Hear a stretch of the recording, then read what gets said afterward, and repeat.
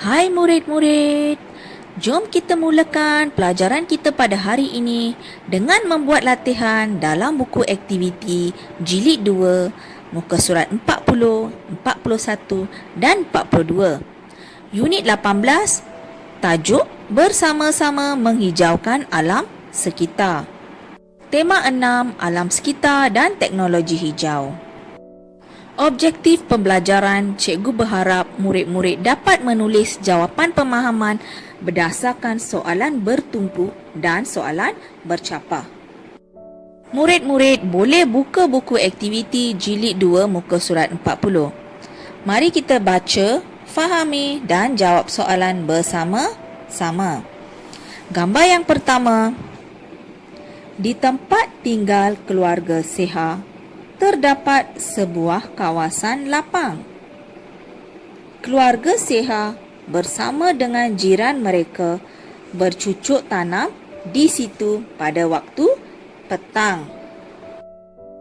Mereka menanam pelbagai sayur seperti kacang panjang, cili dan sawi.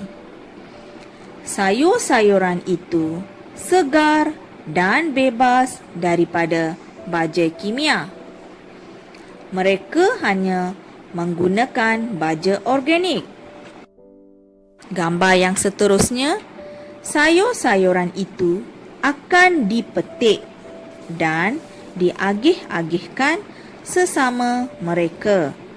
Para penduduk tidak perlu lagi membeli sayuran. Mereka mendapat sayuran segar dan percuma.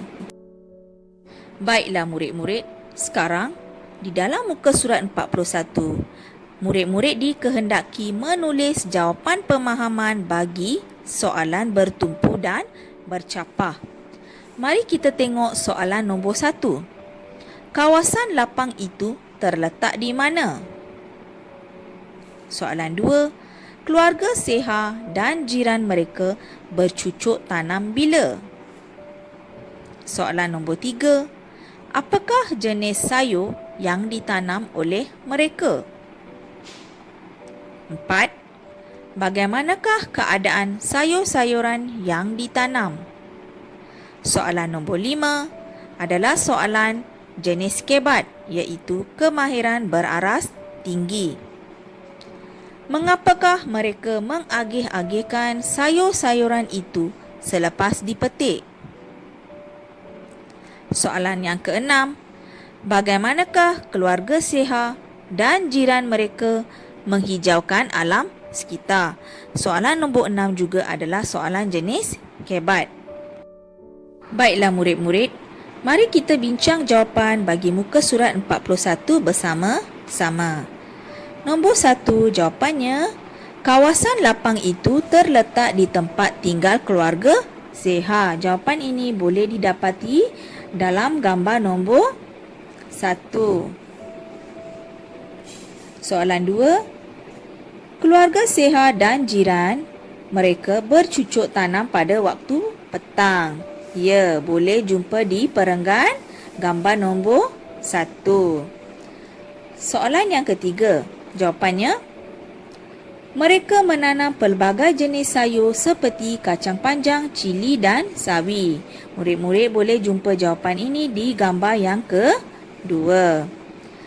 Jawapan nombor 4, sayur-sayuran yang ditanam segar dan bebas daripada baja kimia juga boleh didapati dalam gambar nombor yang kedua. Seperti yang cikgu katakan tadi, soalan nombor 5 dan 6, murid-murid perlu berfikir sendiri sebab soalan jenis kebat dan tiada di dalam petikan atau teks. Jadi contoh jawapan bagi soalan nombor 5 yang cikgu bagi di sini ialah, sayur-sayuran itu diagih-agihkan selepas dipetik kerana sayur-sayuran itu ditanam bersama-sama. Soalan yang keenam, keluarga Seha dan jiran mereka menghijaukan alam sekitar dengan menanam sayur-sayuran. Baiklah murid-murid, sekarang kita buat latihan muka surat 42 pula. Di sini murid-murid juga perlu menulis jawapan pemahaman bagi soalan bertumpu dan bercapah berdasarkan teks. Mari kita baca, fahami dan jawab soalan ini bersama-sama. Tajuk, buang secara betul. Anak-anak Encik Zainal dididik cara membuang sampah dengan betulnya semenjak kecil. Encik Zainal menyediakan 2 buah tong sampah di rumahnya. Tong kuning untuk mengisi sampah kering seperti kertas, tin minuman, botol kosong dan barangan plastik. Tong merah pula untuk mengisi sisa makanan. Sampah sarap di rumah Encik Zainal dibuang mengikut jadual pungutan sampah. Sampah di dalam tong kuning dipungut pada hari Selasa, Khamis dan Jumaat. Sampah di dalam tong merah pula pada hari Isnin, Rabu dan Sabtu. Sekarang kita tengok pula soalan bertumpu dan bercapah. Soalan nombor 1. Yang dididik untuk membuang sampah secara betul semenjak kecil itu siapa? Soalan nombor 2. Di manakah sampah dibuang? Soalan ketiga. Mengapakah Encik Zainal menyediakan 2 buah tong sampah? Soalan yang keempat. Bagaimanakah sampah di rumah kamu dibuang?